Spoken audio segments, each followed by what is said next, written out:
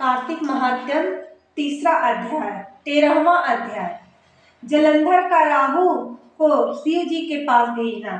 नारद जी बोले, हे राजा पृथु, उस दानवेंद्र राजा ने विधि पूर्वक मेरा पूजन सत्कार करके हंसकर कहा, हे ब्राह्मण, आप कहाँ से आए हैं? क्या कहीं कुछ अद्भुत वस्तु देखी है जिस कारण आप आए हो? आज्ञा करिए। नारद जी बोले, हे दैत्येंद्र, मैं कैलाश पर्वत पर गया था। वहां पार्वती के साथ बैठे हुए शिव जी को देखा। 10,000 योजना चौड़ा वह कैलाश पर्वत है। वहां अनेकों कल्प वृक्ष और कामधेनु है। वह क्षेत्र बहुत ही चिंतामणियों से प्रकाशित है। उसे देखकर मुझे आश्चर्य हुआ कि तीनों लोकों में यहाँ के समान समृद्धि कहीं नहीं है। हे दैत्येंद्र, तब तुम्हारे वैभव की भी मुझको याद आई।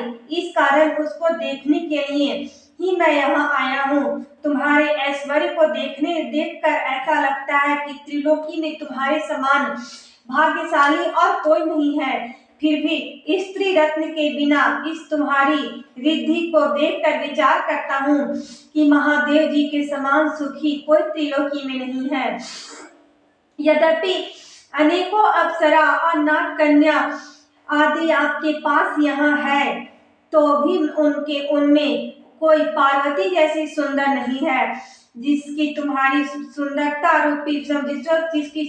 रूपी समुद्र में डूबकर ब्रह्मा ने भी अपने वीर्य को छोड़ दिया था, तब किसी से क्या तुलना की जाए। एक बार मछली रूपधारी पर्वत पार्वती की सुंदरता रूपी वन में तपस्वी महादेव जी ने भी भ्रमण किया था।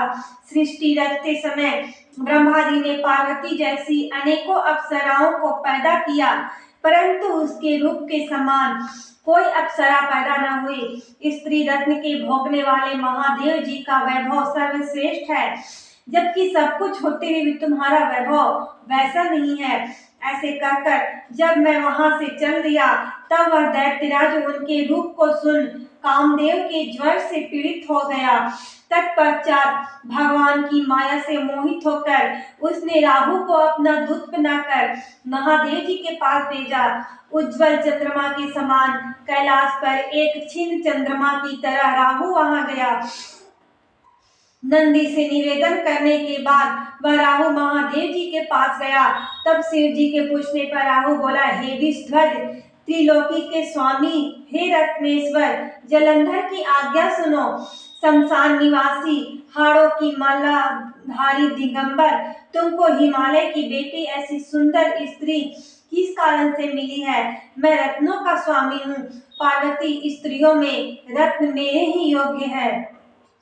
तुम जैसे नंगे जटाधारी भिखारी के योग्य नहीं है।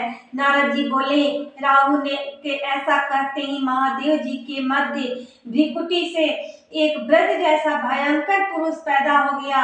उसका सिंह के समान मुख था, लहलहाती जीभ थी, उसके नेत्रों में ज्वाला थी। उसे अपनी ओर खाने के लिए आते देख राहु डर कर भागा, परंतु बीच में ही आकर उस पुरुष ने उसे पकड़ लिया। जब वो राहु को पकड़कर खाने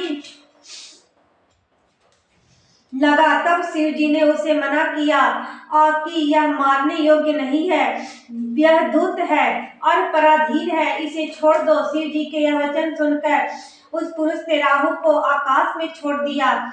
और फिर महादेव जी उस पुरुष से प्रार्थना की। वह पुरुष बोला, मुझको भूख लगी है, हे देव, मैं क्या खाऊं? यह मुझे आज्ञा दो। शिव जी बोले, तू अपने हाथ पैर का मांस खा ले। नारद जी बोले, शिव जी की आज्ञा से उस पुरुष अपने हाथ पांव का मांस खा लिया, केवल सिर ही बाकी रहा था। यह देखकर शिव जी उस पर अत्यंत प्रसन्न होकर उस भयंकर पुरुष से बोले, हे कृतिमुख, तू सदा मेरे द्वार पर रह। नारद जी बोले, उसी दिन से वह कृतिमुख शिव जी के द्वार पर रहने लगा। जो पहले कृतिमुख का पूजन नहीं करते हैं, उनका शिव पूजन वृथा होता है।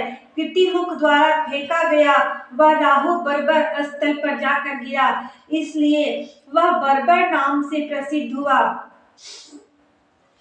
फिर वह राहु अपना द्वितीय जन्म समझकर जलंधर के पास गया और सब वृतांत कहा। इति श्री 13वां अध्याय। प्रेम से बोलिए भगवान विष्णु की जय, कृष्ण कन्हैया लाल की जय, महादेव की जय। धन्यवाद।